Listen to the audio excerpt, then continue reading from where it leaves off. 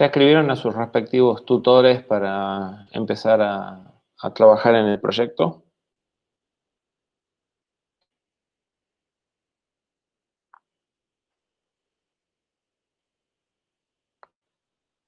Silencio. Están todos durmiendo, tomando café.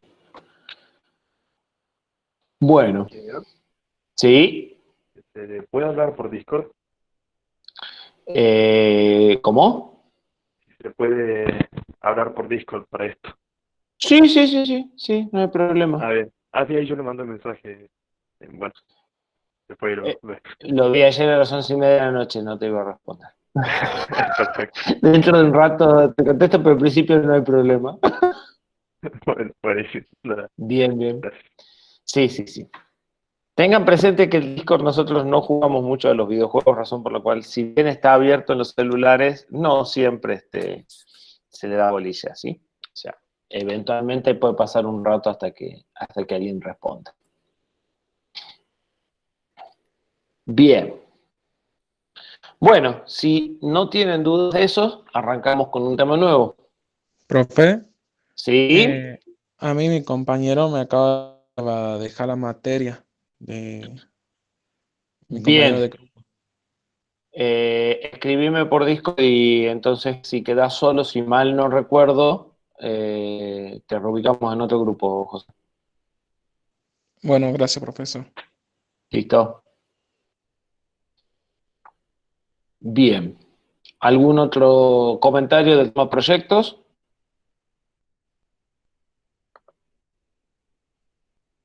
Bueno, arranquemos el tema 3. Alguien me había preguntado cómo íbamos con el cronograma. Esto que está en las primeras diapositivas es el cronograma original de la planificación que hicimos a principio de año. Yo no la voy a ir cambiando, aunque nos vayamos atrasando o adelantando, ¿sí? Hoy teníamos que empezar el tema 3 y la clase que veníamos atrasado del tema 1 la recuperamos en el tema 2, ¿sí? Lo único que espero es que el tema 2 lo hayan entendido bien, el proyecto. Eh, pero en principio estamos de vuelta al día. ¿Qué vamos a ver en este tema? En este tema vamos a ver toda la descripción del procesador Cortex M4, todo el detalle del lenguaje Assembler, todo el ISA. Al final de este tema, ustedes van a saber programar en lenguaje ensamblador. Para esto, la bibliografía que hay es principalmente manuales. Hay un libro más de un autor que se llama Liu, que está puesto en la página, pero que es un manual explicado, o sea, realmente no es un libro de texto, eh, es el equivalente a un manual, que también pueden consultar. Lamentablemente los manuales tanto de ARM como de LPC 4337, que es el procesador específicamente que vamos a usar, son pésimos. Parece que los redactaron para que no se entiendan. Razón por la cual les va a costar bastante leerlos y entenderlos. Son muy escuetos. El manual del LPC, del microcontrolador en sí que vamos a utilizar, está escrito exactamente al revés, tiene el índice en la última página, y cada vez que ustedes empiezan un capítulo, primero les da todas las tablas de configuración y después les explica para qué se usan, ¿sí? Entonces, realmente tienen que leer todo al revés. En lugar de empezar por una explicación y después poner las tablas o los resúmenes, empieza al revés. Está pensado para alguien que ya sabe cómo funciona el procesador y necesita buscar un dato puntual. Pero cuando ustedes lo quieren leer por primera vez es realmente complejo. Y el manual del Cortex, el manual de ARM en sí, es un manual que está desparramado en 2 o 3 manuales de información, entonces tienen que tener los 3 manuales abiertos y saltar de un lado al otro porque cada 2 por 3 los manda a ver el otro manual. ¿Sí? No, yo he tenido contacto con distintos manuales de microprocesadores y estos dejan mucho que desear, pero son los que nos toca utilizar lamentablemente.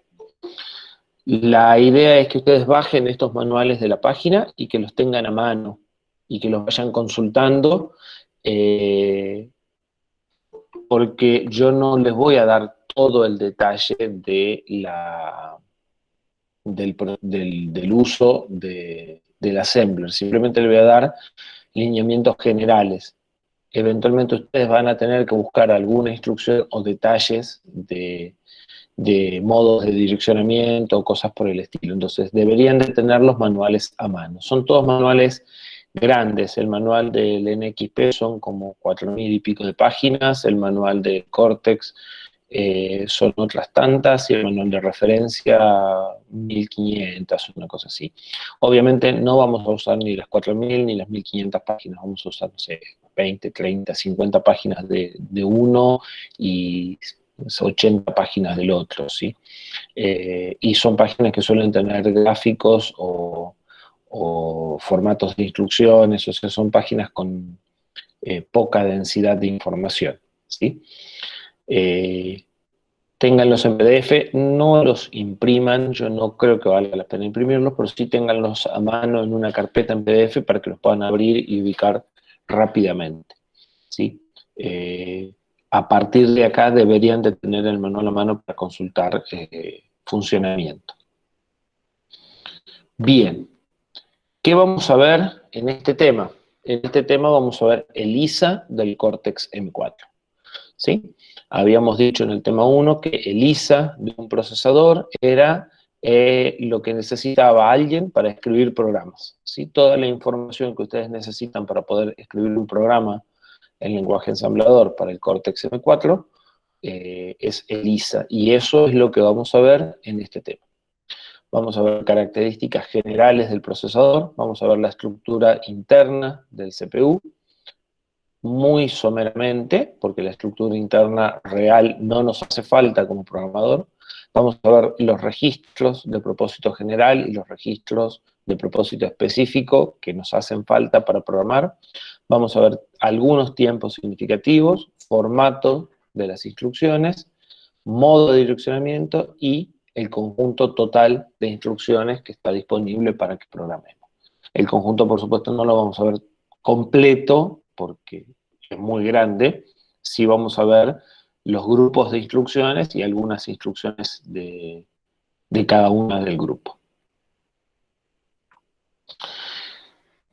Empecemos por las características generales.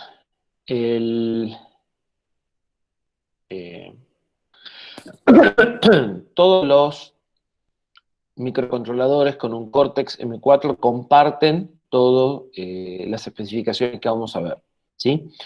ARM es una empresa inglesa nacida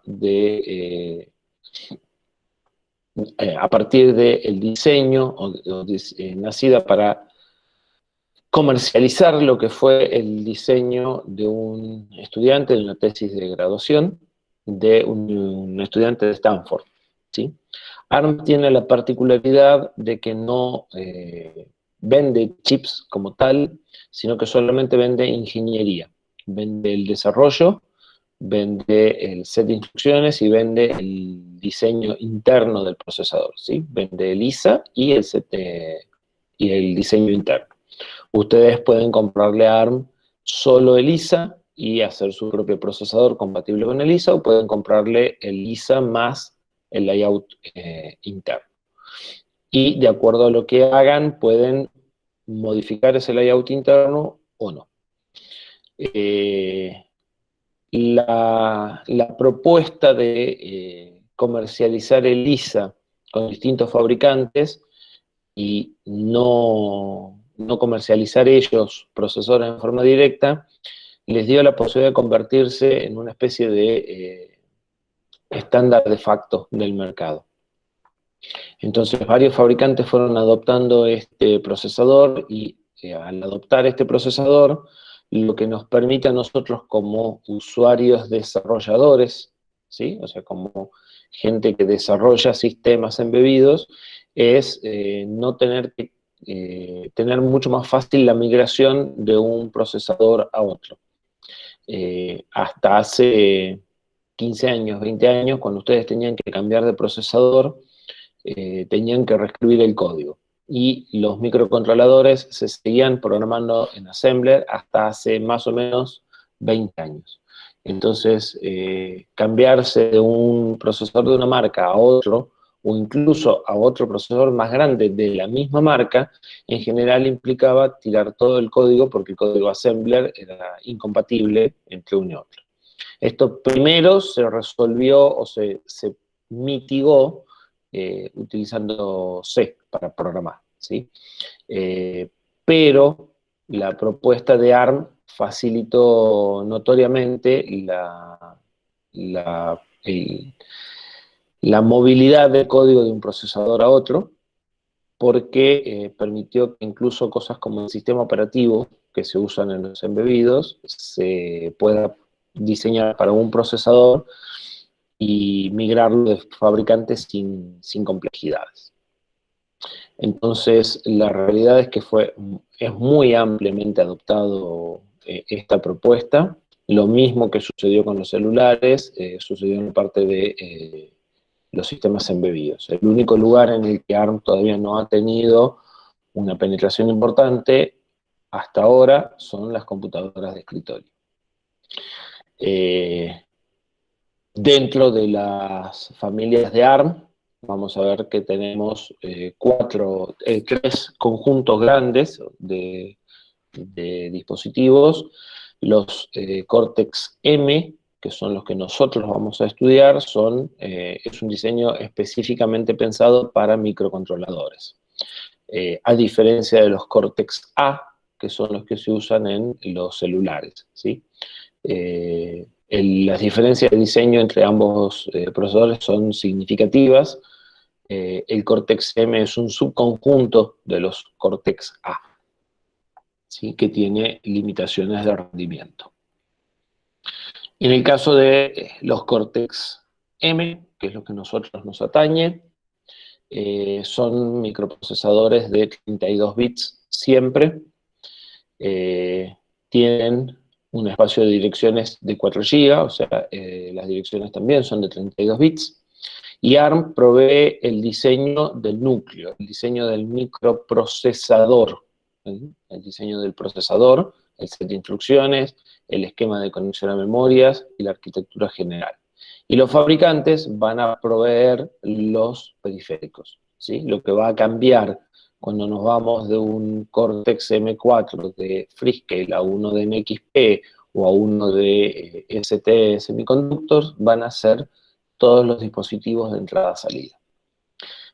Por ejemplo, de lo que estuvimos viendo nosotros, los puertos de GPIO. Los puertos de GPIO van a ser levemente diferentes, porque tampoco hay mucho para inventar, ¿sí? Pero las configuraciones y los registros y algunas funcionalidades van a cambiar de fabricante en fabricante.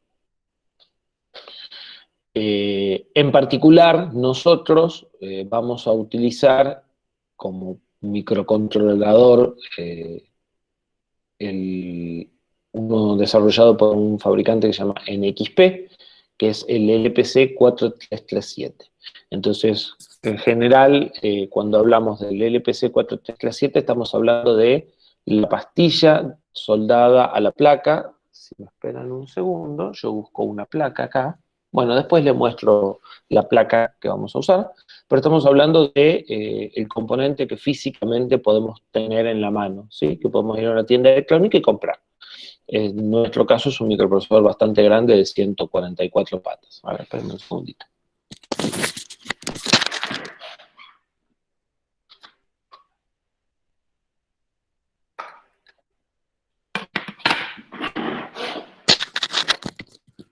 Creo que es más divertido si le ponemos cara a las cosas. Ese chip es el LPC 4337. Es el núcleo de esta placa, que es la que ustedes podrían usar si no estuviésemos en esta situación tan enredada, que se llama Educia NXP, ¿sí? El Cortex M4 es una parte interna de esa placa, que es el procesador, ¿sí? Vimos que como eso es un microcontrolador, tiene integrado dentro de la misma pastilla memoria, procesador y entrada-salida. El procesador es el Cortex M4 y es común a todos los chips que sigan ese diseño. El Cortex M4, me faltó acá mencionar alguna cosa, es una máquina RISC, ¿sí? Es una máquina con un set de instrucciones reducido, similar a lo que vimos en el tema 1.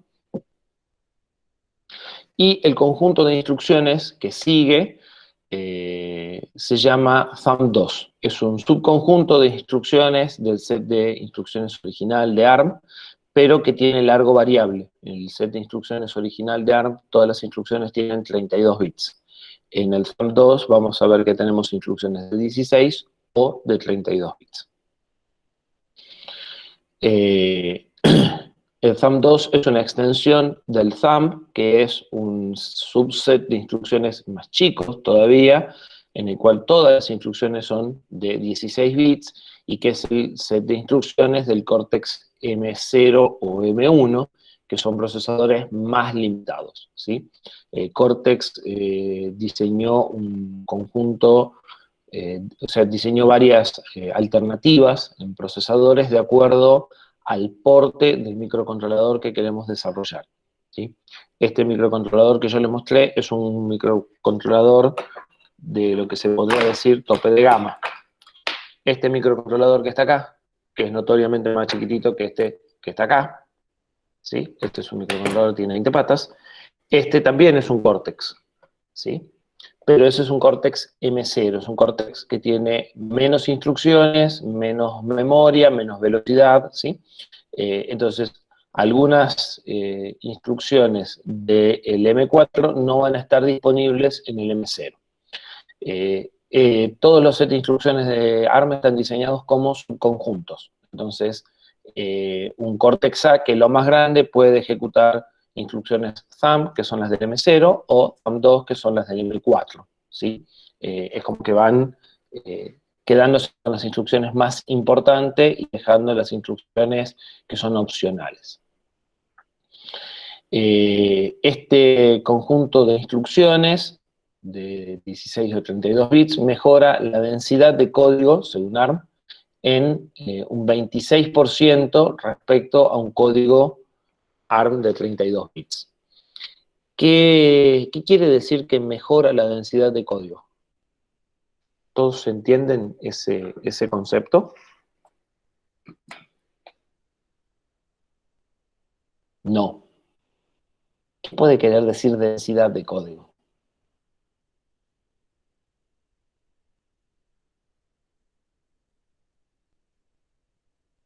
Alguno que se haga una idea.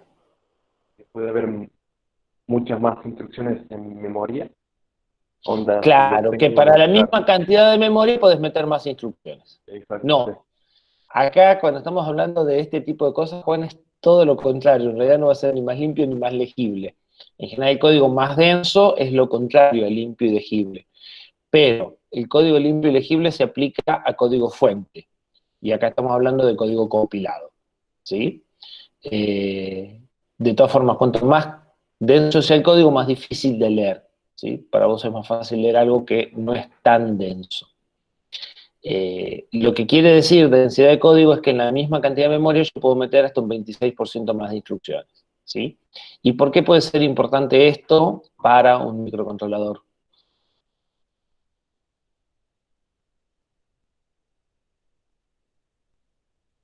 ¿Qué opinan?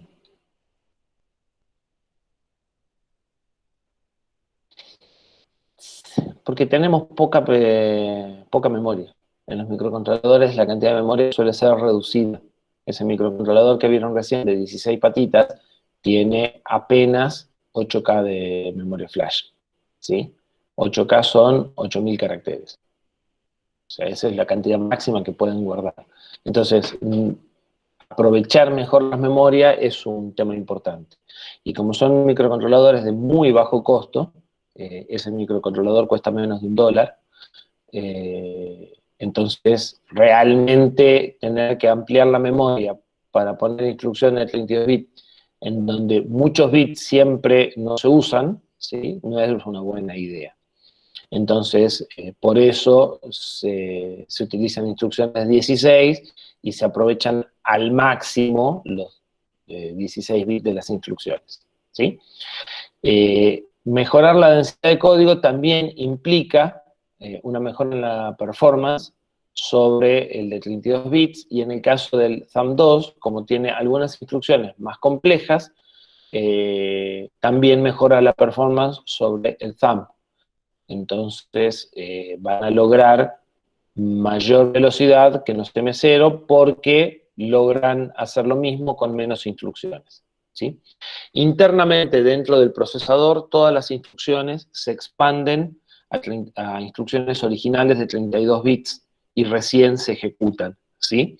Es como que el IR pasa por un proceso intermedio para obtener la instrucción original de 32 bits y la que se ejecuta es la instrucción de 32 bits.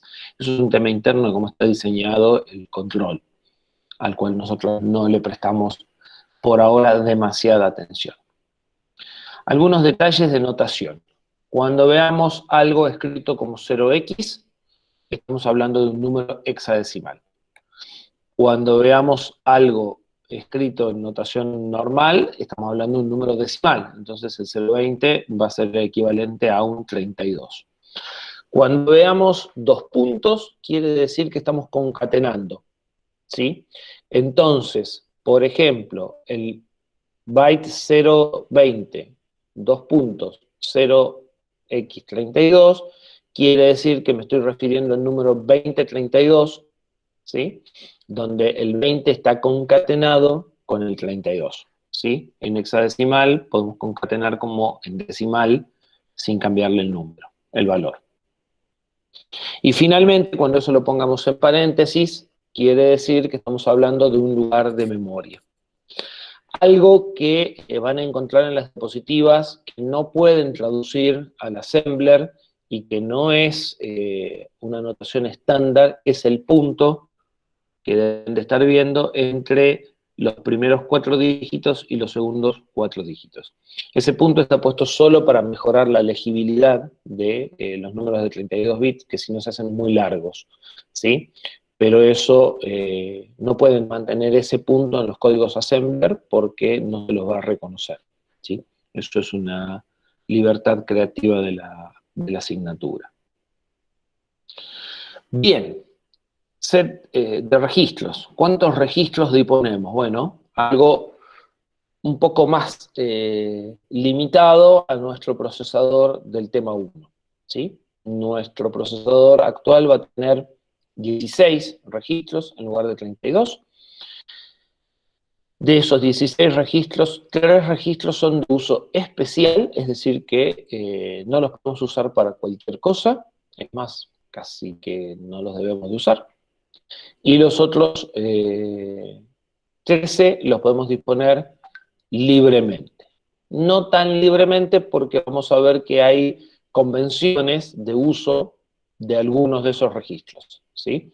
Entonces, algunos registros los vamos a poder usar totalmente libre y otros registros los vamos a usar con restricciones, ¿sí? Vamos a poder hacer ciertas cosas. Pero esos 13 registros de propósito general, como no tienen prácticamente diferencias, se van a llamar de R0 a R13, simplemente. Y los otros 3 registros, si bien tienen de R0 a R12, si bien tienen un nombre R, R13, R14 y R15, en realidad tienen un segundo nombre por el cual los vamos a usar, que son SP, LR y PC. El último es el PC, el viejo y conocido PC, el contador de programa, que sorprendentemente en el caso del Cortex va a estar metido adentro del banco de registros en lugar de por separado como lo teníamos nosotros en nuestra arquitectura. ¿Sí? Bien. Todo esto va a tener 32 bits y además vamos a tener un PSR, un Program Status Register, o un PSW, es lo mismo, que va a tener 4 banderas ¿sí? N, Z, C y B, que nos van a servir para implementar las decisiones, para los saltos condicionales. Esas banderas nos van a decir el resultado de las instrucciones que pasan por la ALU y van a servir para tomar decisiones. Bien. El espacio de memoria del procesador va a ser de 4 GB, eso es todo lo que podemos direccionar. Obviamente no está usado, ese microcontrolador chiquito que yo les mostré no tiene 4 GB, ese microcontrolador grande que les mostré tampoco tiene 4 GB, y creo que ningún microcontrolador tiene 4 GB, ¿sí? Entonces, de todo ese espacio, una parte se va a usar para dispositivos de entrada-salida, una parte se va a usar para memorias ROM, que en este caso van a ser memorias flash, memorias read-only, pero que se pueden reprogramar. Otra parte va a ser para memoria RAM, y una parte muy grande no se va a usar, ¿sí? Vamos a tener normalmente en un procesador Cortex un montón de memoria sin usar. El mapa de memoria va a depender del fabricante, ¿sí? El fabricante va a decidir cuánta memoria le pone a su procesador. Entonces, como un ejemplo de lo que podemos encontrar, veamos el 4337, el micro que nosotros vamos a estudiar. El micro que nosotros vamos a estudiar tiene 70K de memoria RAM y 1 mega de memoria flash. Esa memoria RAM está dividida en dos bancos, un banco de 32K y un banco de 40K, ¿sí?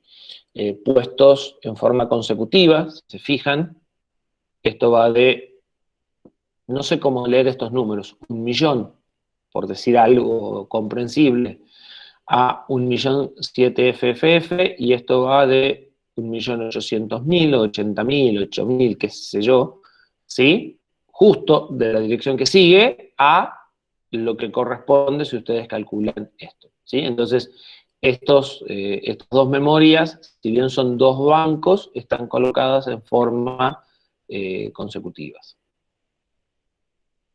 Y con las flash pasa algo diferente. La flash, una empieza en el A y termina en el A7F, hay un hueco, hay un gap, y recién llegamos al 1B. El 1B0 no está a continuación del 7FFF, faltan un montón de números acá en el medio, ¿sí? Entonces tenemos dos bancos de RAM consecutivos, dos bancos de flash disociados o separados, ¿sí? Los periféricos están en el 4 y hay un montón, si se fijan, hay un montón de espacio sin ocupar, ¿sí? Bien, y cuanto más chico sea el microprocesador, más espacio sin ocupar va a haber, ¿sí? El otro chiquitito que yo les mostré tiene mucha menos memoria, por lo tanto tiene más espacio vacío. Bien. ¿Qué pasa por dentro? Bueno, el procesador ARM tiene una arquitectura Harvard, ¿sí? En el caso de un microcontrolador Cortex eso no es un problema muy grande porque el programa no cambia, ¿sí? Así que no nos preocupa el tema de que en los procesadores Harvard no podemos cambiar el programa, ¿sí? Habíamos insistido bastante en eso, pero no es un problema porque nosotros grabamos el programa acá y este procesador ejecuta siempre el mismo programa. Tiene diferentes bases para acceder a lo que es instrucciones, por la izquierda, para acceder a datos que estén guardados en la flash, ¿sí? Datos de memoria no volátil, o para acceder a datos que estén guardados en la RAM, ¿sí? Fíjense que tiene un bus para instrucciones, un bus para datos, un bus para periféricos internos, un bus para memoria y entrada-salida, ¿sí? Entonces tiene varios buses. Y tiene además una estructura de pipelining. Entonces va a estar ejecutando un pipelining de 3 etapas, va a estar ejecutando 3 instrucciones simultáneamente, va a estar buscando una instrucción, va a estar buscando los operandos de la instrucción que sigue y ejecutando la instrucción que sigue. Esto va a hacer que, en general, una instrucción demore aproximadamente un ciclo T. Bien. Unidades direccionables. ¿Qué cosas pueden obtener ustedes de memoria? ¿Sí? ¿Qué cosas pueden direccionar? ¿Qué cosas pueden buscar? La memoria va a estar ordenada con direccionamiento a bytes. Es decir, que ustedes van a poder buscar bytes individuales. Exactamente igual que como habíamos explicado en el tema 1. Además de bytes, van a poder cargar medias palabras, ¿sí? O sea, 16 bits, o van a poder cargar palabras completas de 4 bytes, ¿sí? En particular, además de poder buscar bytes, medias palabras y palabras, hay algunas zonas de memoria y algunas zonas de entrada-salida que se conectan internamente, como tiene tanto espacio de direcciones sin usar, hay algunas zonas que se conectan de una manera muy especial, que las vamos a ver más adelante, que les va a permitir leer en una dirección de memoria un bit de memoria y todo el resto en cero. Entonces, a ver si hacemos un dibujo rápido, esperen un segundito. Eh,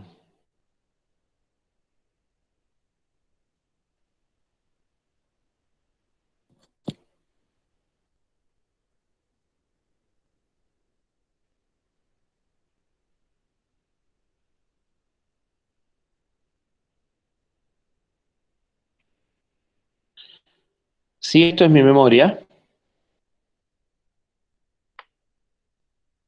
habíamos dicho que cada una de estas filas originalmente iba a tener una dirección. Esto iba a ser 8 bits. Y que después esto en realidad iba a estar construido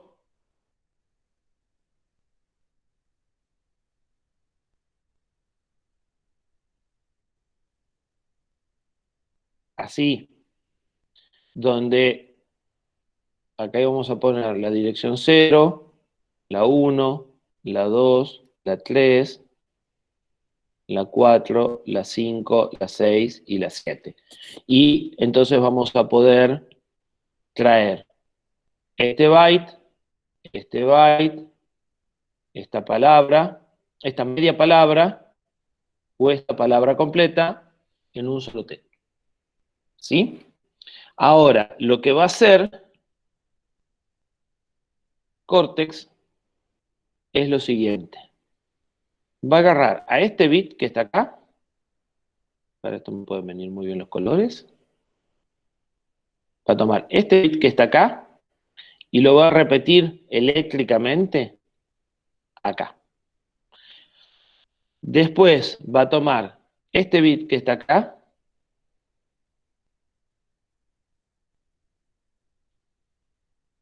y lo va a ubicar de vuelta acá.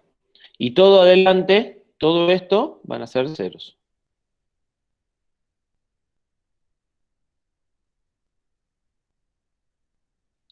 Hacemos uno más. Va a tomar este bit que está acá y lo va a poner acá. Y de nuevo va a completar con ceros. Entonces voy a tener un área de memoria en donde yo voy a ver un bit de otra zona de memoria y todos ceros adelante. Un bit y otro cero. Con este truco voy a poder direccionar bits. Es decir, voy a poder traer solo un bit de memoria o alterar un bit de memoria sin tener que recurrir a máscaras, ¿sí? O sea, sin tener que recurrir a hacer un AND, como habíamos visto, o un OR y otros trucos que vamos a ver más adelante cuando estemos de vuelta en Assembler, ¿sí? Entonces, eso es la forma en la que está construida la memoria. Internamente la memoria la construyen de una forma rara, porque en definitiva cada una de estas es un flip-flop, ¿sí? Y ese mismo flip-flop lo conectan en un paquete de 8 y además lo conectan solito en otra dirección, ¿sí? Eso es porque le sobra espacio de direcciones, ¿sí? Como 4 GB es realmente una barbaridad de capacidad de direccionamiento para estos bichos, pueden desperdiciar muchas direcciones. Fíjense que para acceder a un byte yo voy a necesitar 8 direcciones acá, ¿sí? Entonces, unos pedacitos de RAM, no toda la RAM, ¿sí? De esos 70K que tenemos, serán medio K, se van a utilizar para esto. ¿Para qué piensan que puede servir esto? ¿Para qué puede ser práctico esta idea? A ver si alguien se da cuenta.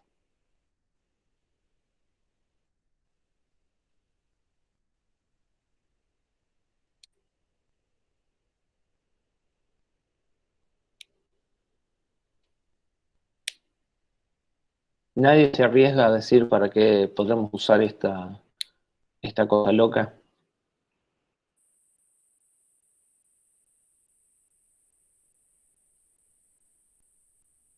¿Qué tipo de variables conocen ustedes que con un bit andan fantástico? Exactamente. Si ustedes tienen variables booleanas, y tienen muchas variables booleanas, 300 variables booleanas, de esta forma, ustedes pueden poner una variable en un bit, ¿sí? Y utilizar, vamos a poner un valor más chico, 128 variables booleanas. Las 128 variables booleanas las van a poder meter en 128 dividido 8, ¿sí? En 7 bytes, en lugar de en 128 bytes, como lo harían de la otra forma, ¿sí? Entonces, esto les va a servir para compactar variables booleanas. Y también les va a servir, esto mismo esquema lo vamos a encontrar después en el dispositivo de entrada-salida, y esto va a hacer que sea más fácil manejar un bit de GPIO. Prender este bit, que es una salida, sin tener que tocar los otros. ¿Sí? Normalmente las salidas digitales nosotros las vamos a querer prender o apagar de una. Eso va a querer decir que tenemos que leer este valor, cambiar este bit y volver a escribirlo. De esta forma podemos directamente escribir este bit o leer este bit sin preocuparme de todos los vecinos. ¿Sí? Por esa razón es que está esa propuesta. Bien.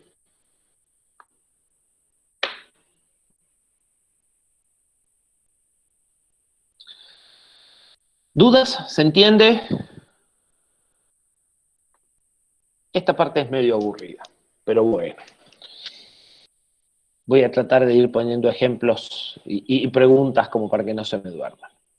Dijimos que el PSR o PSW, como quieran llamarlo, ¿sí? El registro de control de estado del procesador, tiene, entre otras cosas, tiene más cosas, pero de lo que nos importa en este momento, 4 banderas que reflejan la última operación que las haya cambiado. Guardar el estado, o sea, guardar los resultados de una operación en las banderas es voluntario. Ustedes van a decidir en una instrucción si quieren que altere las banderas o no, ¿sí? Entonces, no todas las instrucciones van a cambiar las banderas, solo las que ustedes lo pidan. Esas banderas se van a usar para tomar decisiones, ¿sí? Vamos a encontrar unos saltos condicionales que se van a fijar en estas banderas para ver si saltan o ejecutan la instrucción que está a continuación. La primera de las banderas debería ser un viejo conocido de ustedes, por lo menos de los que hicieron el TP1, y es el carry, el acarreo, ¿sí? Es una bandera que tiene lo que ustedes vieron en diseño lógico. Indica que hubo un acarreo en la última operación que lo modificó. Y el principal uso de esta bandera, aunque no el único, es realizar operaciones de múltiple precisión. ¿Qué es múltiple precisión? Cuando ustedes quieren operar números más grandes que el tamaño de palabra del procesador. En nuestro caso, por ejemplo, Precisión simple es 32 bits, porque nuestro procesador es de 32 bits. Pero ¿qué pasa si queremos operar un número de 64 bits? Ese número es un número de doble precisión. El algoritmo para operar números de múltiple precisión es ni más ni menos que el algoritmo que seguimos nosotros para sumar en binario o en decimal, donde se suma primero una parte del número y después se acarrea eso a la parte alta del número. Poniéndolo en un ejemplo numérico, ¿sí? Nosotros queremos sumar estos dos números que están acá arriba, que son muy largos, de 64 bits. Lo que vamos a hacer es primero sumar los 32 bits de la parte baja. Ese número nos va a dar este resultado, el 030A, y nos va a dar un bit de acarreo, porque el E más el 2 nos va a dar un 10, un 1, 0. El 0 queda acá y el 1 queda en la bandera de acarreo. Entonces, lo que nos va a permitir esto es, si estamos operando dos números de 16 bits, de 32 bits, con signo, sin signo, 32 bits, sin signo, saber que este número no es realmente el resultado de la suma de todos los números, porque el resultado de la suma de todos los números no entra en 32 bits, ¿sí? Tengo un acarreo, que es para lo que lo usamos en el TP1. Pero si yo tengo 64 bits, lo que me va a permitir es manejar el me llevo 1 para hacer la suma de la parte alta más el 1 que me llevaba, y entonces reconstruir el número completo, ¿sí?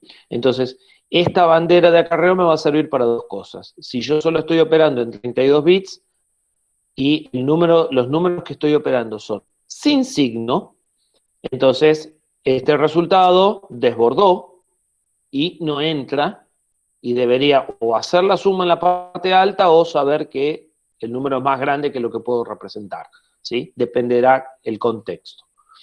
Si el número es más grande, entonces me va a servir para acarrear y poder seguir repitiendo la suma. ¿Sí? ¿Queda claro para qué se usa el carry?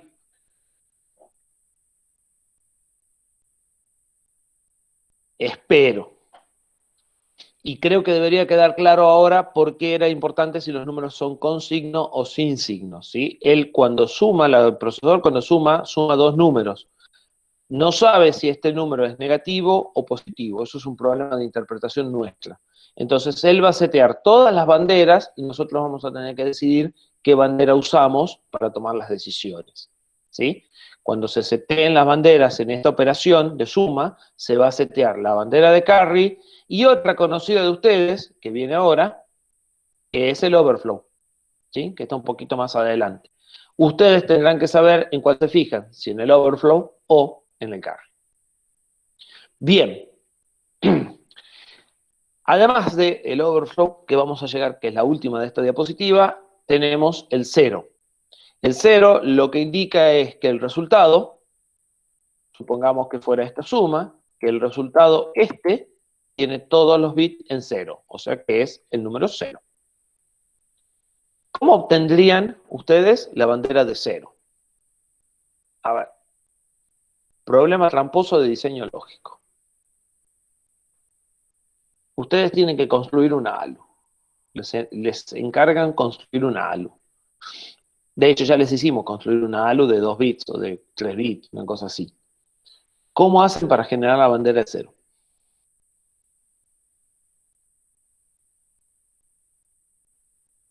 Con una NAND gigante. Sí, señor. O con una OR negada.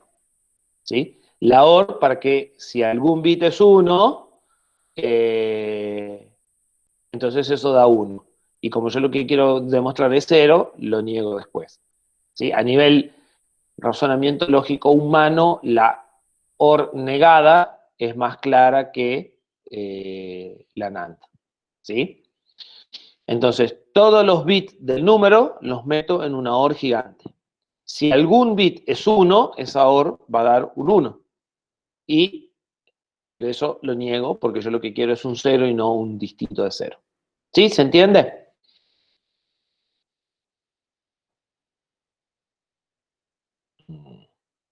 El resto, además de Benjamín.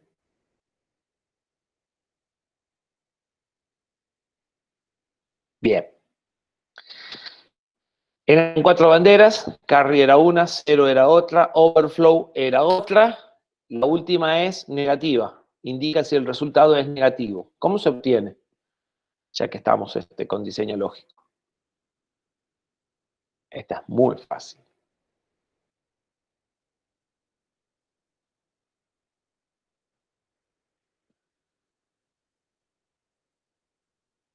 ¿Cómo saben que un número es negativo? Que es como recién, a ver, Santiago. No, ¿cómo sabes que un número es negativo? ¿El dígito? Sí, pero cerca, Rosalba. Sí, cuando hablamos de negativo, el procesador supone que estamos trabajando con complemento a 2. Exactamente lo que dijo Juan. En realidad, más que el primer dígito, es el primer bit. Simplemente es el bit más significativo. ¿Sí? Exactamente. Esto es una copia del bit más significativo. 0 es un OR entre todos los bits.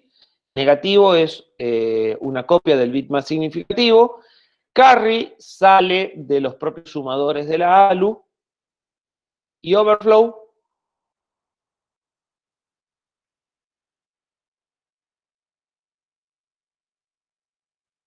¿cómo se implementa overflow?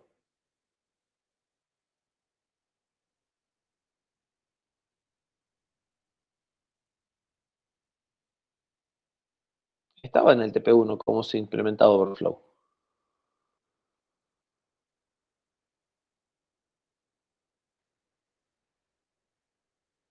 Te hace olvidar. Pasó mucho tiempo desde el TP1. Si los operandos son de igual signo y el resultado es de signo contrario, ¿sí? Entonces, overflow es una operación lógica entre el bit más significativo del operando 1, el bit más significativo del operando 2 y el bit más significativo del resultado. ¿Sí? Excelente, ya tenemos nuestras 4 banderas y si algún día nos mandan a fabricar ALU, saben cómo se prende. Importante, los flags les muestran el resultado de la última operación que los cambió. Y no todas las operaciones los cambian. Entonces, es importante que ustedes lleven el control de en qué momento se te dan los flags y en qué momento los usan. Y una buena práctica de programación es tratar de setear los flags lo más cercano a lo que lo vayan a usar, ¿sí? No setear los flags en una instrucción y usarlo 25 instrucciones después, ¿sí? Eso atenta contra la legibilidad. A veces no hay más remedio que poner un par de instrucciones al medio del seteo del flag, ¿sí? Particularmente en la suma de múltiple precisión, no se puede setear el flag y usarlo en la instrucción que sigue en general. Pero traten de acercar lo más posible la instrucción que setea el flag de la instrucción que lo usa. En el ejemplo anterior, si entre las dos sumas se introducen instrucciones que no cambien el carry, que de hecho las instrucciones que yo use entre la primera y la segunda suma no deben de alterar el carry, porque si no, lo que voy a hacer cuando haga el acarreo va a ser cualquier cosa, ¿sí? Si entre que hago esta suma y hago esta suma, alguna instrucción me cambia carry, acá no voy a estar sumando esto, estoy sumando, Dios sabe qué.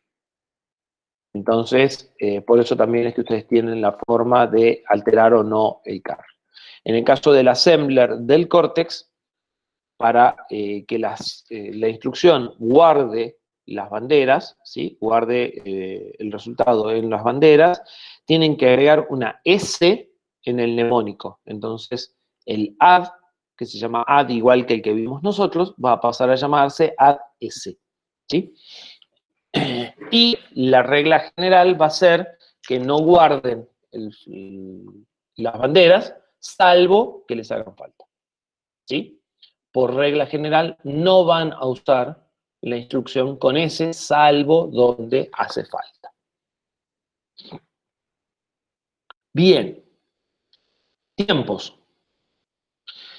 Este procesador es un procesador en pipeline. Eso quiere decir que algunas instrucciones, particularmente instrucciones de saltos, van a hacer que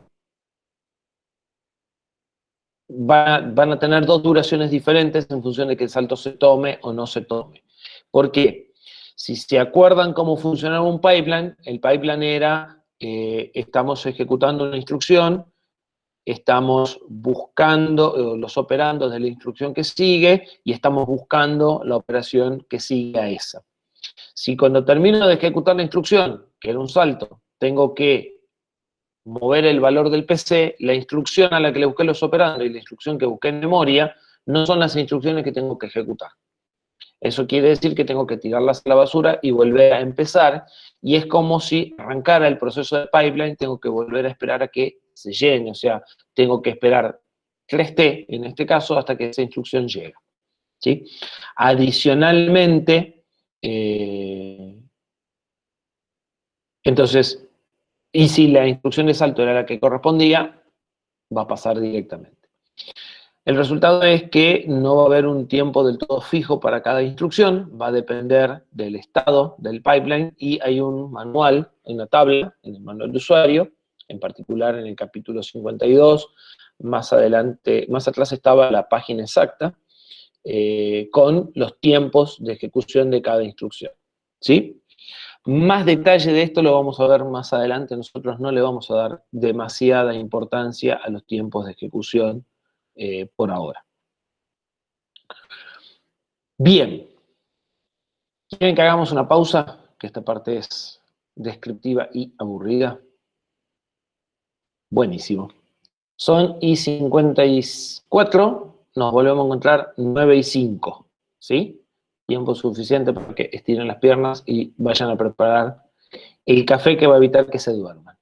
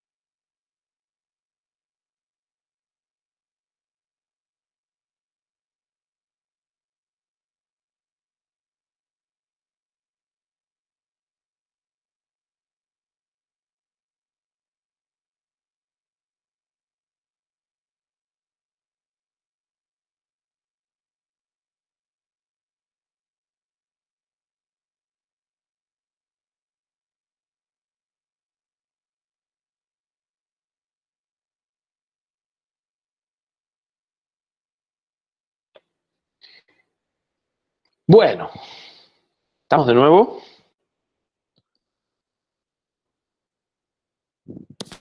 ¿Están para que sigamos con la tortura?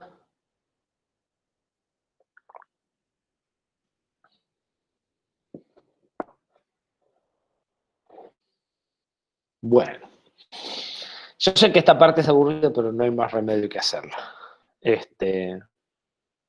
Un poquito más adelante ya empezamos a ver algunas instrucciones y se pone un poco más divertido.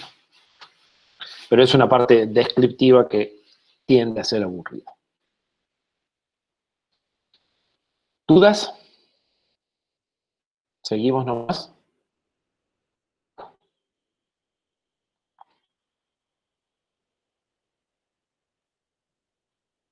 Bueno.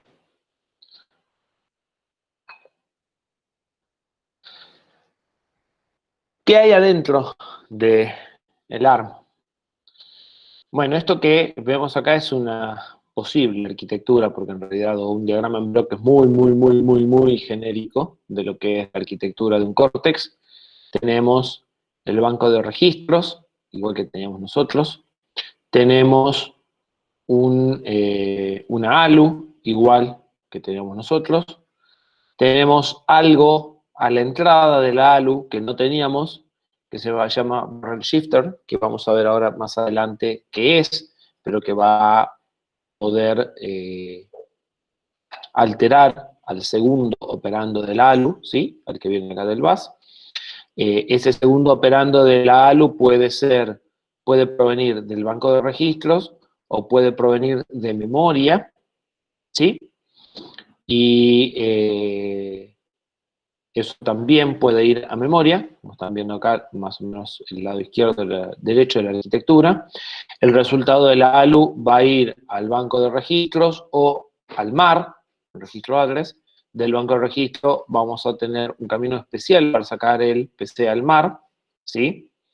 Fíjense que tienen una segunda ALU que dice incrementer, una versión reducida de una ALU que hace PC más 4, ¿sí? Que va a poder mandarlo al mismo MAR o al registro PC, ¿sí? Entonces, el PC igual a PC más 4 se va a hacer por acá arriba, mientras la búsqueda del operando o la suma se va a hacer por acá abajo, ¿sí? Y el control que tomará los datos de entrada como IR y generará las señales de control.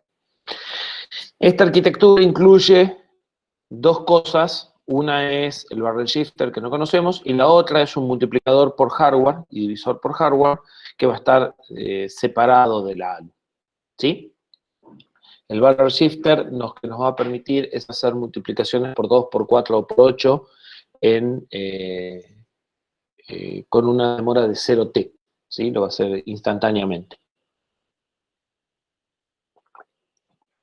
Ya vamos a ver cómo funciona. Bien. Para que el CPU entonces funcione rápido, este pipeline se divide en tres etapas, ¿sí? Que ya lo habíamos dicho. Se hace el fetch de la instrucción n+2, se hace el decode de la n+1 y el execute de la n, ¿sí? Para eso la arquitectura está dividida y todo el fetch lo hace por arriba y el execute lo hace por abajo.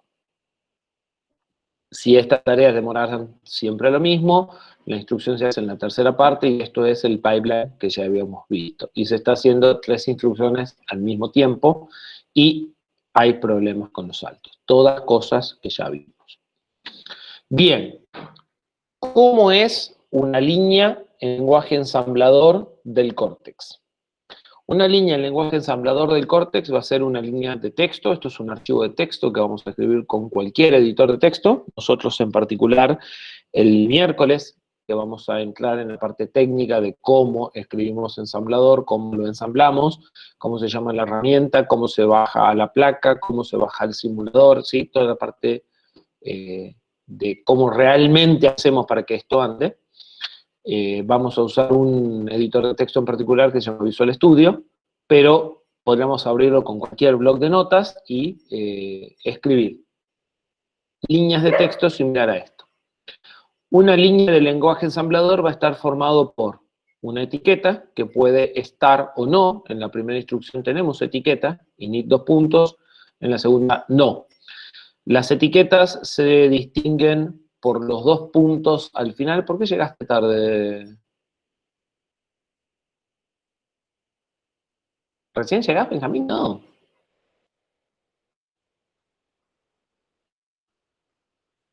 Me perdí. Ah, no, no te perdiste mucho. Te perdiste esto, pero no es muy significativo. Igual, está grabado. Es una gran cosa.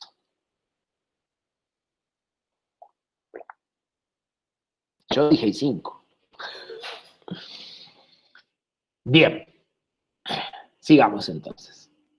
Decía, una línea de lenguaje ensamblador tiene una etiqueta que se distingue porque termina en 2 puntos y eventualmente porque empieza en la primera línea, o sea, no hay un espacio, no hay nada adelante, ¿sí? Depende del ensamblador, esto puede cambiar y la etiqueta se puede no tener los 2 puntos o puede no necesariamente empezar en el primer lugar de la izquierda, pero es una muy buena práctica no dejar espacio a la izquierda de la etiqueta y terminarla con 2 puntos, ¿sí? La etiqueta me va a servir para referencia. Cuando yo haga un salto, voy a decirle que salte a una línea que tenga etiqueta.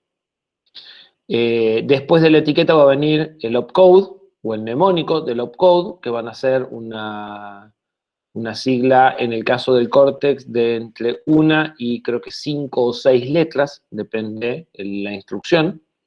Por ejemplo, en este caso es move o bx o add, en la línea de acá de abajo. Y después van a venir los operandos. Normalmente una instrucción de ARM va a tener 2 o 3 operandos, ¿sí? Y en particular el segundo operando, o sea, RD va a ser el destino, RN va a ser el primer operando y OP2 va a ser el segundo operando. Y el segundo operando se llama operando flexible porque puede ser muchas cosas. El destino y el primer operando en general van a ser registros, ¿sí? Y puede que el primer operando no exista, incluso. El segundo operando va a ser bastante flexible. Vamos a ver que se pueden hacer muchas cosas. Por eso, el segundo operando tiene todo este camino especial, diferente al primer operando que simplemente viene del registro a la ALU. Bien, por último, van a tener una línea de comentario. Esos comentarios se pueden delimitar con doble barra, como en el C, o con arroba, depende del ensamblador. Nosotros en general vamos a seguir el estándar de C. Y en los comentarios ustedes deberían de explicar qué están tratando de hacer con la instrucción, no qué hace la instrucción. Si la instrucción carga R1 en 100 en R1, ya lo sabemos. Lo que queremos saber en general en un comentario es que 100 es la cantidad de elementos, o 100 es el número de vueltas que tengo que repetir en el lazo, ¿sí? O sea, ¿qué quieren hacer ustedes con la instrucción y no qué hace la instrucción como tal, ¿sí? Move R1 100, mueve o carga el valor 100 en el registro R1. Eso lo sabemos con ver el manual. Lo que ustedes deberían poner en el comentario es, por ejemplo, tamaño de la tabla. 100 es la cantidad de elementos de la tabla o el tamaño de la tabla. No va a ser lo mismo la cantidad de elementos que el tamaño. Si la tabla tiene 25 elementos de 4 bytes, el tamaño es 100 bytes, pero la cantidad de elementos es 25. Depende cómo accedan a la tabla, esas cosas van a quedar visibles, ¿sí? No están en C, están en Assembler. Es importante los comentarios para entender lo que hace el programa. Los programas de Assembler son programas que hacen muy poquitas cosas en cada instrucción, o sea, cada instrucción son muy elementales. Entonces, tienden a ser programas largos y tienden a ser programas vuelteros, ¿sí? Programas que tienen que hacer una cosa para hacer otra, para llegar a acceder a vector sub i, ¿sí? Vector sub i, que ustedes lo ponen en un pedacito de una línea de C, depende de cómo escriban en Assembler, pueden ser 3 o 4 líneas de Assembler. Entonces, todo se hace largo, todo se hace difícil de entender porque es demasiado elemental cada operación. en ese contexto, que entender lo que ustedes están haciendo en Assembler es muy importante, sobre todo cuando nosotros corregimos código Assembler, ¿sí? Entonces, tengan muy presente que nosotros tenemos que entender lo que ustedes están tratando de hacer, ¿sí? Bien. ¿Qué es el barrel shifter? El barrel shifter es un circuito combinacional puro que tiene la posibilidad de multiplicar al operando este por 1, por 2, por 4, por 8. ¿Sí? Entonces, por acá, en realidad no, por más, por 1, por 2, por 4, por 8, por 16, entra un número. Por acá por el costado entra la cantidad de elementos que quiero multiplicar o la cantidad de shift que quiero hacer, porque multiplicar por 2 es equivalente a hacer un shift a la izquierda, ¿sí? Si yo corro un número un lugar a la izquierda y le agrego un 0 a la derecha, eso es multiplicar por 2. Entonces, este circuito combinacional va a permitirme tomar un operando de 32 bits, sacar un operando de 32 bits, tomar por acá por la izquierda la cantidad que quiero desplazarme y sacar el número multiplicado que entró, ¿sí? Todo eso con los tiempos de propagación de un circuito combinacional. Entonces, ¿cómo se hace esto? Bueno, esto se hace con un decoder, donde yo le digo, acá, la cantidad que quiero hacer shift. Y yo creo que acá va a ser muy cómodo que hagamos un dibujo. Así se entiende. Esperen un cachito. Y copio el dibujo.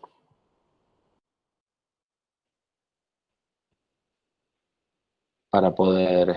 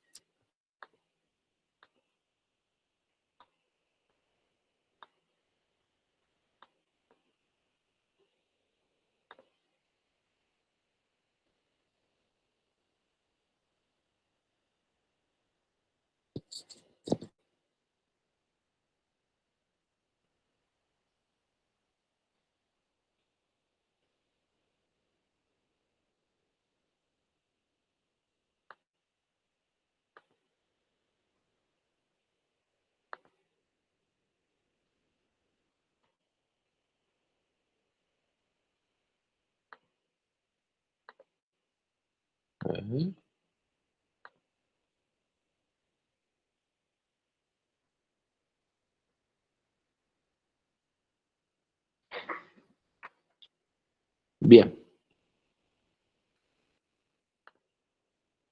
La idea es que por acá va a entrar lo que quiero correr.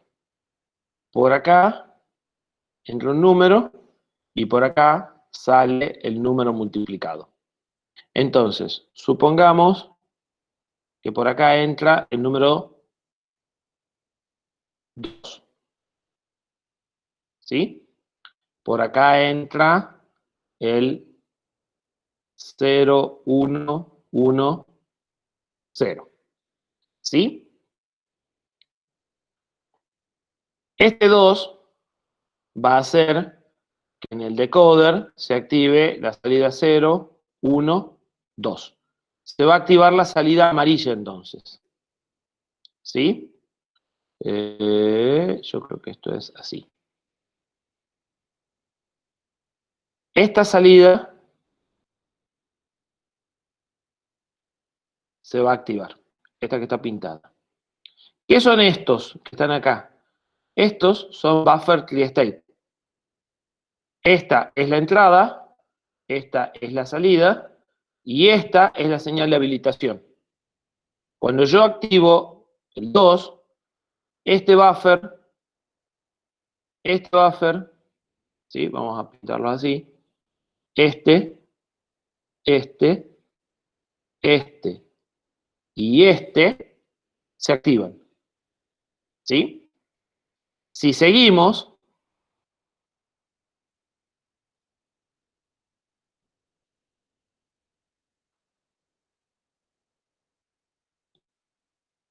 X0 entra por acá y sale por acá. Es decir, que acá vamos a tener X0. X1 entra por acá y sale por acá. X2 entra por acá y sale por acá. Y X3 entra por acá y sale por acá. Lo que voy a obtener es el número desplazado, ¿sí? Dos lugares. Fíjense, entró el 0, 1, 1, 0 y va a salir X2, que es un 1. Vamos a pintarlo abajo para que se entienda mejor. Estoy haciendo macanas.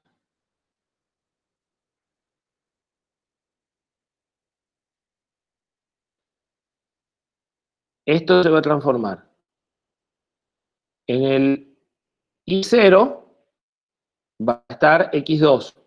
Es decir, este número va a ser el más significativo.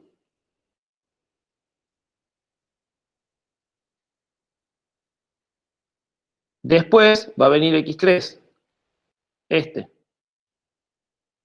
Después va a venir X0 y después va a venir X1. ¿Sí? Si yo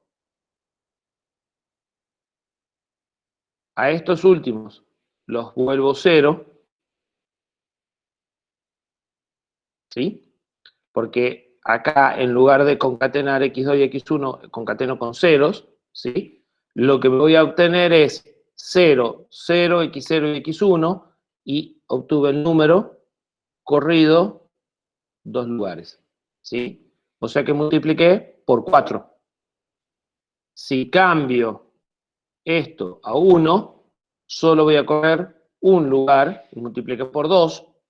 Y si cambio esto a 0, voy a obtener el número tal cual está, porque en ese caso voy a salir por acá, por acá, ¿sí? Va a ser la línea verde, la línea azul.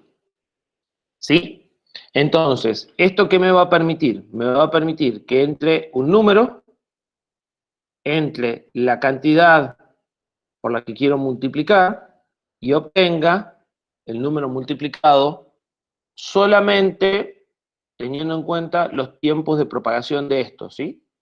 Entonces, no es una multiplicación de cualquier número, no es un multiplicador, es muchísimo más rápido que un multiplicador. ¿Se entiende la idea de este circuito?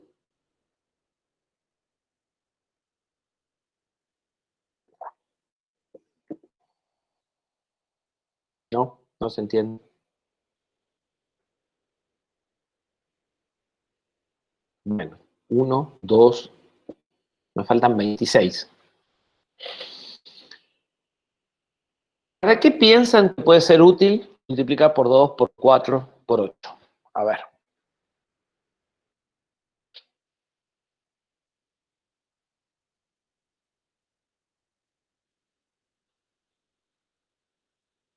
¿Alguien se ocurre? ¿Para qué puedo querer multiplicar rápidamente por 2, por 4 o por 8?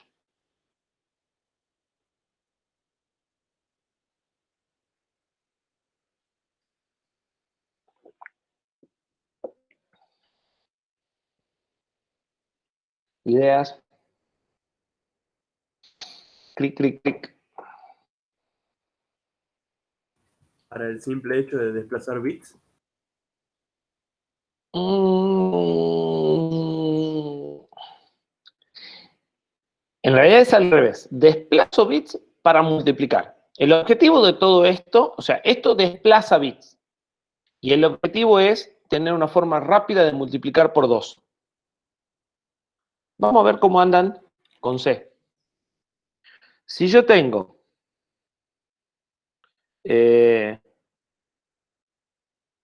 vamos a escribir con algo que se pueda escribir.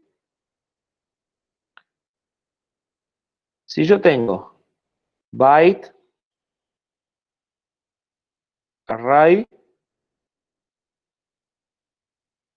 sub 8, por ejemplo, y quiero hacer array sub i. Array empieza en 1000 y vale 3. ¿En qué dirección tengo que buscar array sub i?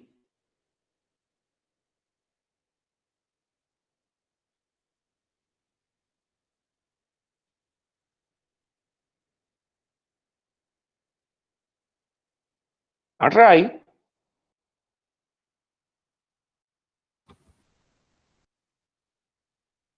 ¿sí? Es un puntero a la dirección 1000 y está organizado en bytes. Entonces acá estará A sub 0, A sub 1, A sub 2. Esto es 1000, 1001, 1002, 1003. A sub i, si i vale 3, normalmente i contamos desde 0, sería 1003, ¿sí? Porque i va a ser de 0 a 7, ¿sí? Si no, sería 1002, pero típicamente trabajamos en 0, ¿sí? Perfecto. ¿Qué pasa si ahora esto no es byte? ¿Qué pasa si ahora esto es int? ¿Cuánto ocupa un int? 4 bytes. Ay, depende. Bueno, vamos a hacer la... Bueno, sí, vamos a hacerlo de 4 bytes. Perfecto. Depende de la máquina. Un int puede ocupar 16 o 32, depende de la máquina. Pero en una máquina de 32 bits, probablemente va a ocupar 4 bytes. Si i ocupa 4 bytes, ¿cómo queda nuestra memoria? Esto es la dirección 1000.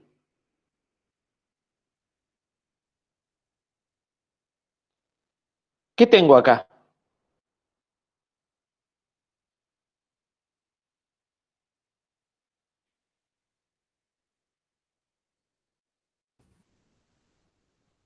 A sub 0.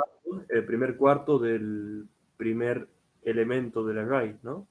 Exactamente. Lo que sucede es que ahora, antes A sub 0 ocupaba un byte. Ahora A sub 0 va a ocupar 4 bytes. Todo esto va a ser A sub 0. ¿Sí?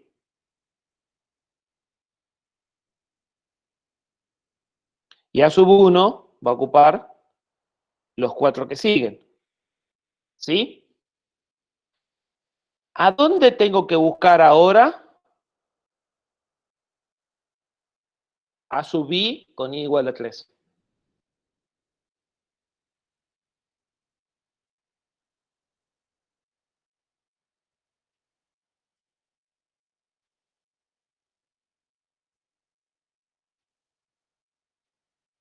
¿1003 es esta?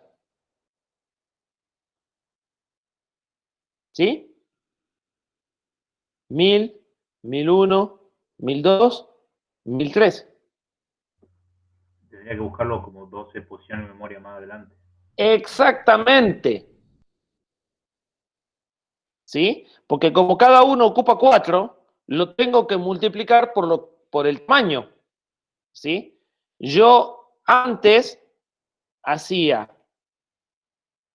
1000 más I. Ahora voy a tener que hacer 1000 más 4 por I. Este 4 viene de acá, de que cada elemento ocupa 4. Cuando es 1, estoy haciendo esto por 1. ¿Sí?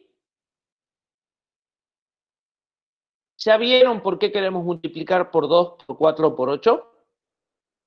Porque nuestros elementos van a ocupar 2, 4 u 8 bytes.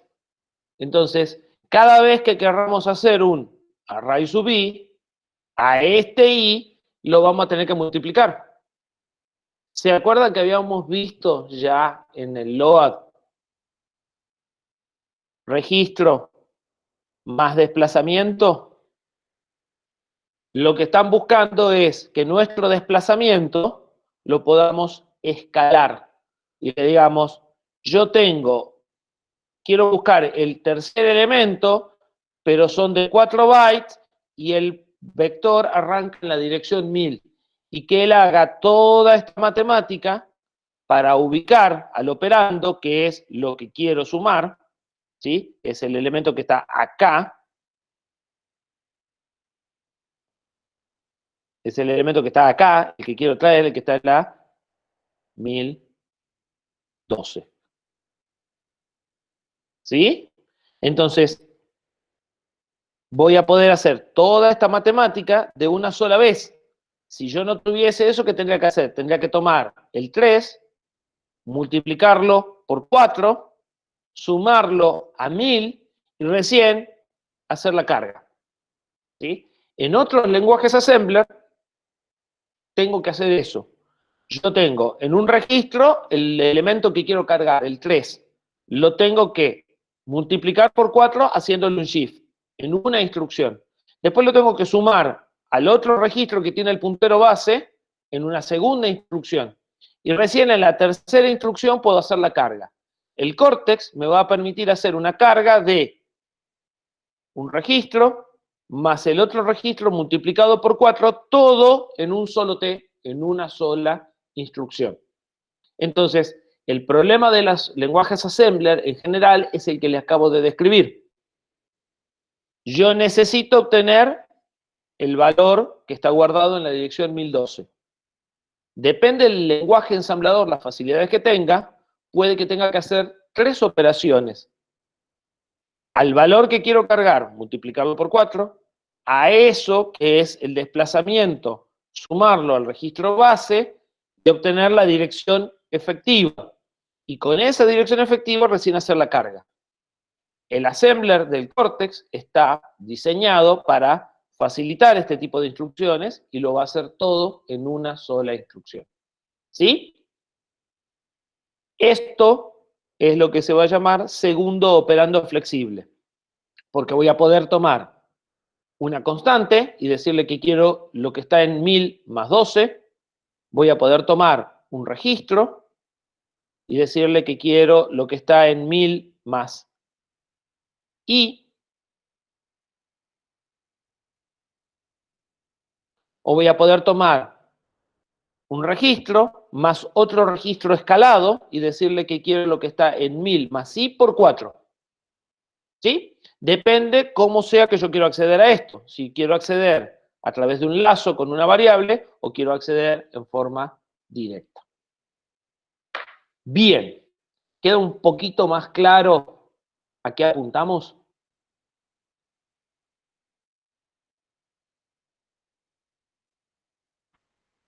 Buenísimo. Ese pedazo de hardware es clave junto con esta arquitectura, ¿sí? Esta arquitectura está optimizada para ese tipo de instrucciones. Entonces, ellos cuando diseñaron las instrucciones, las diseñaron pensando en que esa operación era una operación muy frecuente y optimizaron las instrucciones para ese tipo de operaciones, ¿sí? Entonces, El segundo operando, decíamos, es un operando flexible. Y acá entonces vamos a ver los add de este procesador, que van a ser mucho más potentes, si lo quieren, que el add de nuestro procesador. ¿Se acuerdan de nuestro primer procesador del TP1, del TP2? ¿Sí? Del tema 1, que hacíamos load, add y store, y ese add solo podía sumar datos que provenían de la ALU. ¿Sí? Por el contrario, nuestra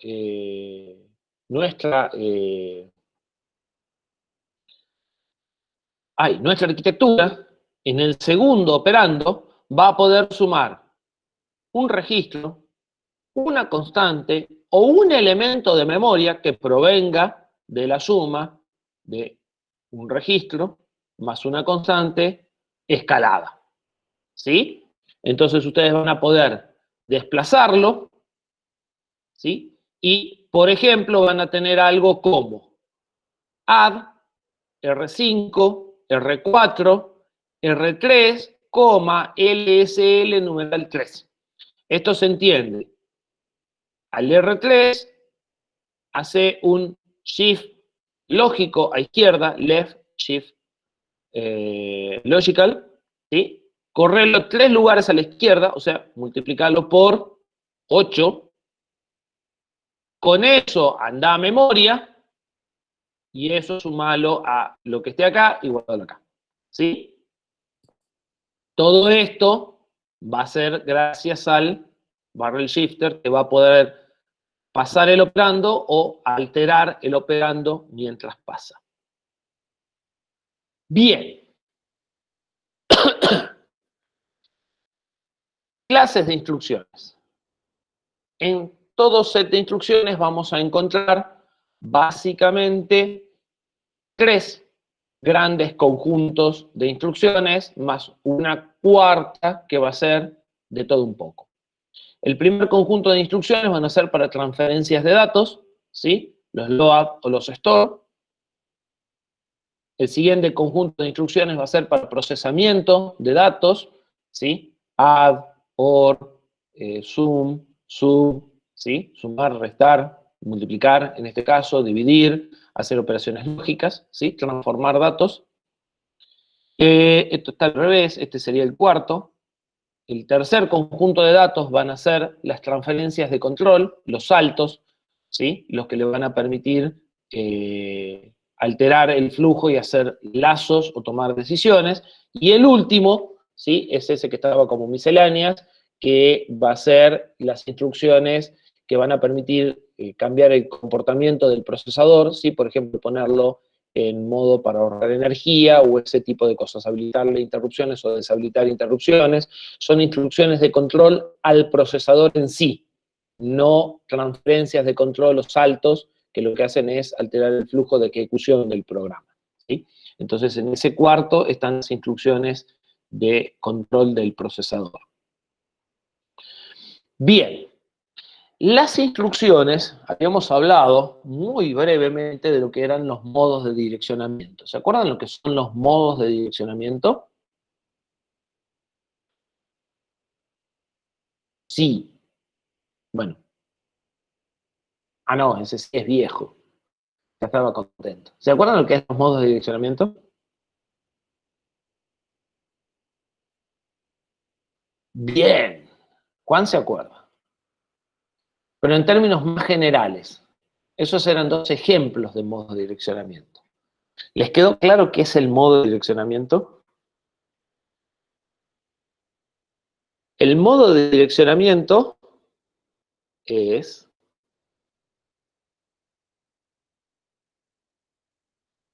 el modo de direccionamiento es cómo tiene que hacer la instrucción para encontrarse con los operandos a partir de lo que se le especifica. Es decir, el modo de direccionamiento es si lo que yo le estoy dando a la instrucción es el operando, o sea, el valor que quiero sumar, por dar un ejemplo, o es la dirección del operando. Exactamente, es como encuentro el dato que quiero operar a partir de lo que viene en la instrucción, ¿sí? Ahí hay el mismo nombre para 2 cosas, lo cual genera un problema. de interpretación, se llama operando a lo que viene en la instrucción y se llama operando a lo que la ALU tiene que operar o a lo que quiero manipular, ¿sí? Es como llego de el operando que viene dado en la instrucción al operando que realmente tengo que operar, ¿sí? Como llego de lo que me da la instrucción a lo que necesito para hacer la operación. Eso es el modo de direccionamiento. Y habíamos visto dos ejemplos. Uno era por registro, entonces le digo, la dirección de memoria que quiero operar es este registro, ¿sí? Otra es una constante, quiero operar el 25. Hay muchos modos de direccionamiento. Un procesador como Intel creo que tiene algo así como 37 o 35 modos de direccionamiento diferentes. Algunos muy enredados, como que le doy la dirección de la dirección del dato. O sea, le doy la dirección de memoria donde está guardada la dirección de memoria donde está el dato, ¿sí?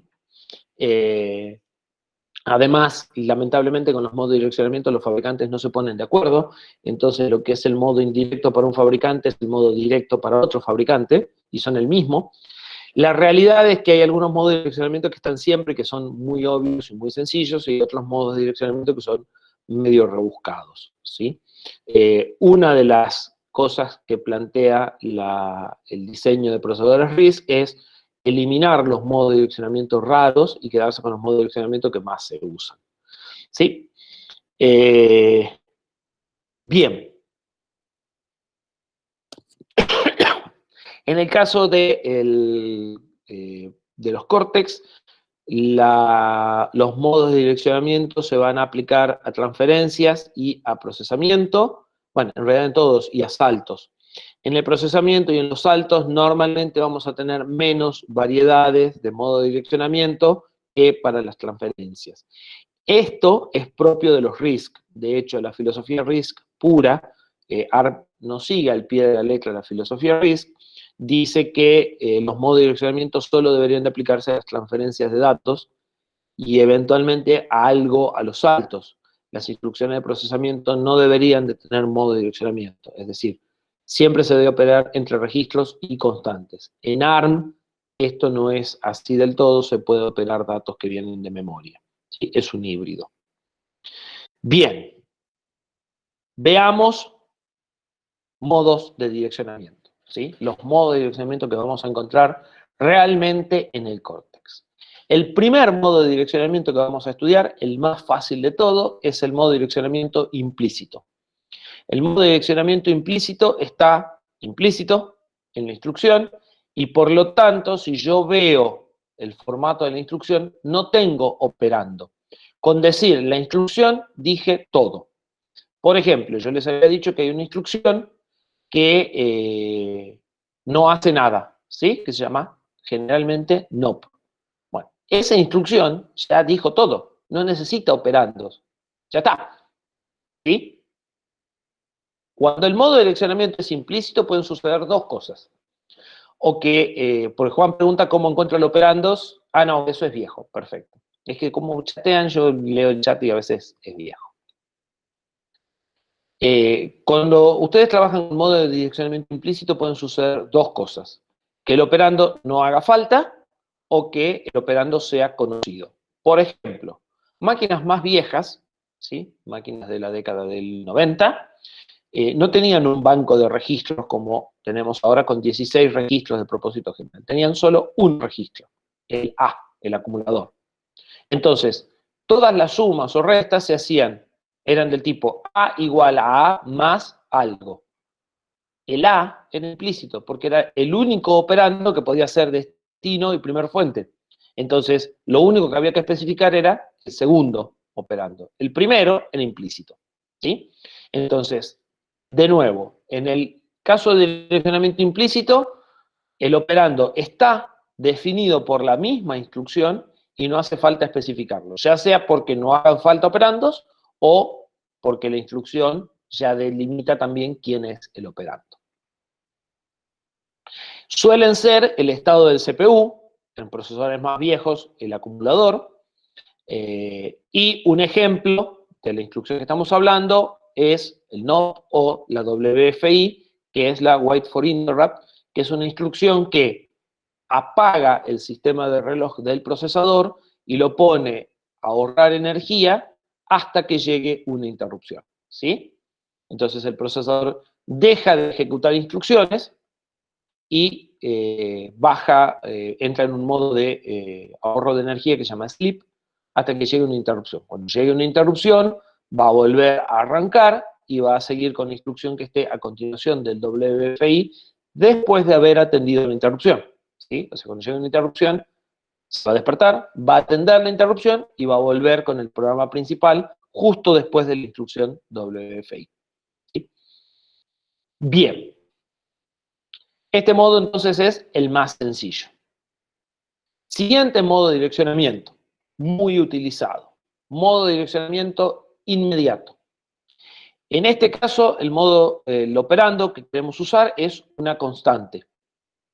Y para distinguir este modo de direccionamiento, se va a poner un numeral delante de la constante que queremos operar. Un ejemplo, lo vimos ya antes, es move R0, numeral 100. Esta instrucción carga la constante 100 en R0. ¿Sí?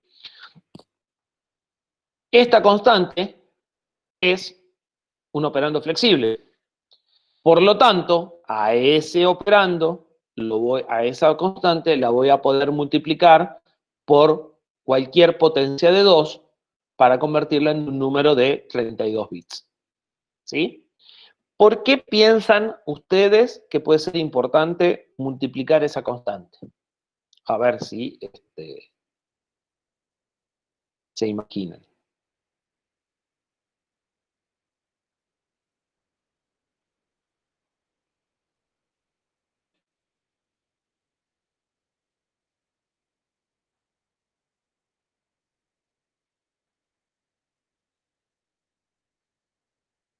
¿Por qué puede ser útil multiplicar esta constante por 2, por 4, por 8?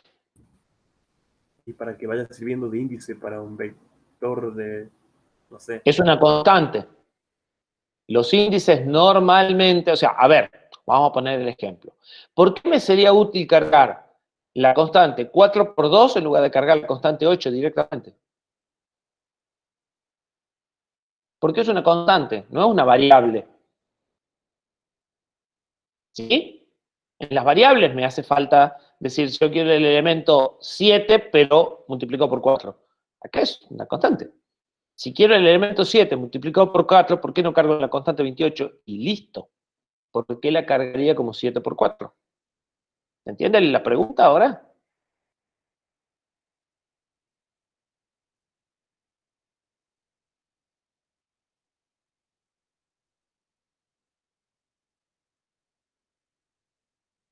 Seguro que, a ver, Lorena, ¿te parece que será más rápido cargar 28 o 7 por 4? Vos mentalmente, ¿qué te resulta más fácil, 28 o 7 por 4?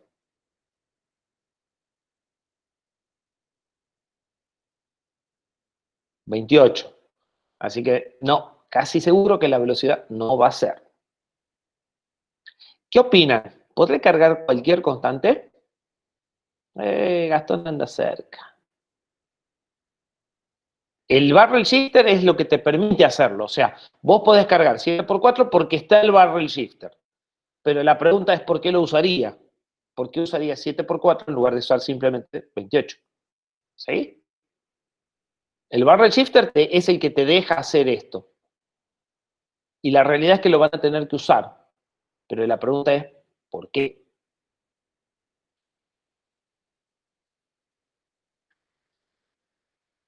La pregunta clave es, ¿se podrá cargar cualquier constante ahí?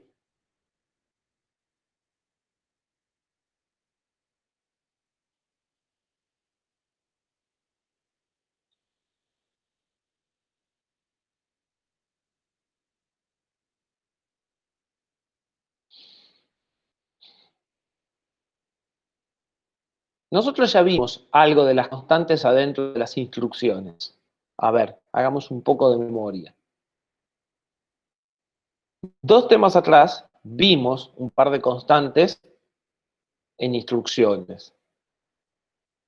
¿Qué características tenían esas constantes? ¿Qué tamaño tenía la instrucción y qué tamaño tenía la constante?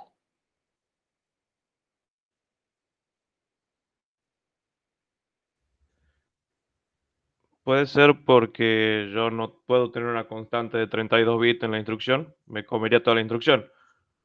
Exactamente, y es peor, porque estas son de 16. Claro. ¿Sí? Exactamente tiene que ver con lo que dice Julián.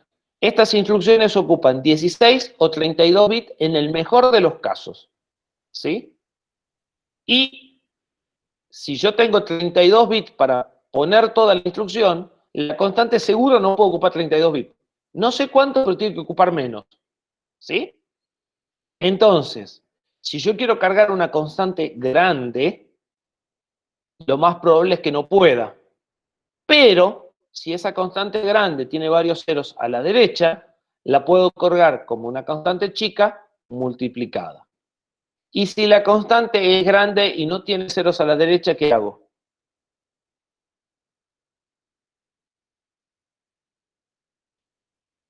Me parece que la mayoría están perdidos, así que vamos a hacer un dibujito.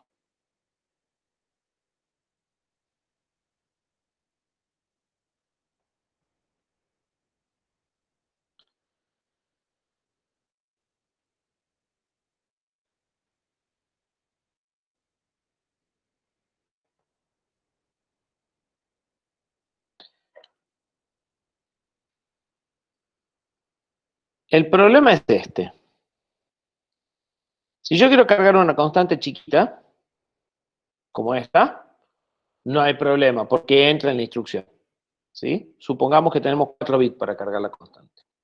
Si yo quiero cargar una constante grande, como esta, no hay problema, porque la cargo como esta constante chiquita, desplazada. Y el barrel shifter me resuelve el problema. Y si yo quiero cargar esta constante, ¿qué hago?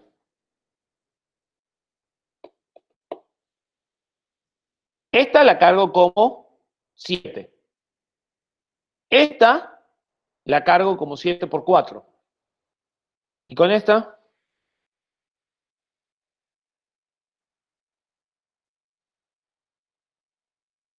no se puede. Constante 29 no podemos manejar.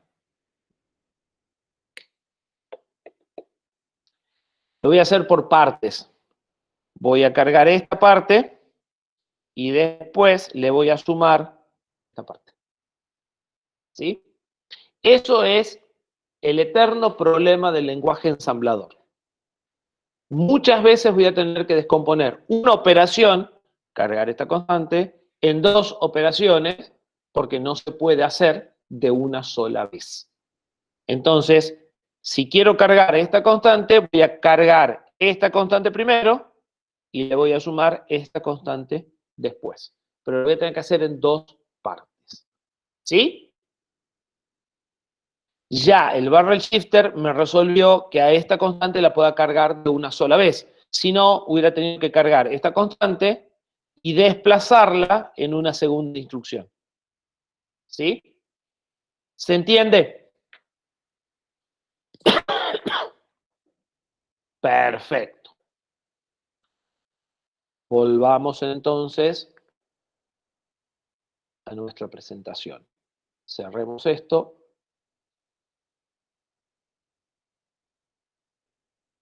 Entonces veamos un par de detalles más.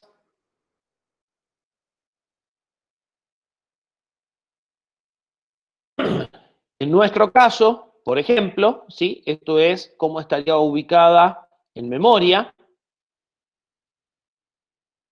La instrucción en la dirección de memoria 264 tengo a esta instrucción. En código de máquina, lo que está guardado en la memoria es F0, 4F, 00, 64, ¿sí? 32 bits. Eso se traduce como move R0100, que es la que acabamos de ver. En el PC va a tener una particularidad y va a buscar a la instrucción 264 en la dirección 265, ¿sí? Primer problema o cosa rara. El PC debería tener la dirección de la instrucción. Pero acá tiene un 65 en lugar de un 64. Eso es porque el último bit no es la dirección, sino una banderita que sirve para saber que esto está ejecutando instrucciones del modo thumb, que son instrucciones de 16 o 32 bits y no instrucciones ARM originales, ¿sí?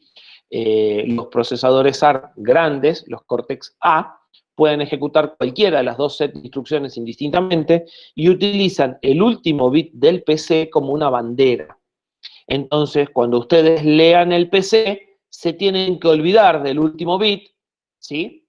Y lo tienen que llevar a 0 para saber la dirección real. Entonces, el 265, si le sacamos el último bit, se transforma en 264, que es la dirección real, ¿sí? Ese último bit nosotros siempre lo vamos a ver en 1, y significa que estamos ejecutando instrucciones thumb. Si vamos a la instrucción 264 y traemos esta instrucción, el resultado va a ser que los últimos 16 bits, que son la constante, los primeros 16 bits son el código de operación, los últimos 16 bits, el 0064, se va a extender a 32 bits y se va a cargar en R0, ¿sí? Si yo quisiera cargar 640000, podría hacer esto mismo, multiplicarlo por, sería 1, 2, 3, 4 por 16, y entonces me quedaría cargado 640000, ¿sí? Lo que cambiaría sería, en esta parte de acá, cuánto es el multiplicador. En el F04F está cuánto se tiene que correr la constante, y el 0064 es la constante. ¿Se entendió hasta aquí?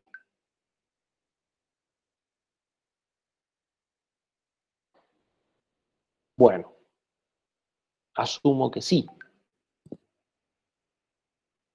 Son y 57. Si no tienen dudas, cortemos aquí. Ustedes tienen clase en 2 o 3 minutos y la idea es que puedan tomar un poco de aire antes de empezar la clase que sigue. Así que dejamos acá, nos encontramos el miércoles a las 8 de la mañana para explicarles cómo van a funcionar los laboratorios. Así que traten de estar, bueno, si no va a quedar grabada. Y a las 10 de la mañana vamos a tener teoría. ¿Sí?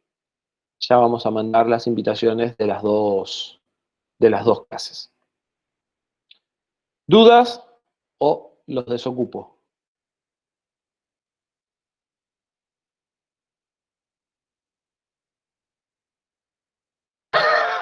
Los desocupo, listo.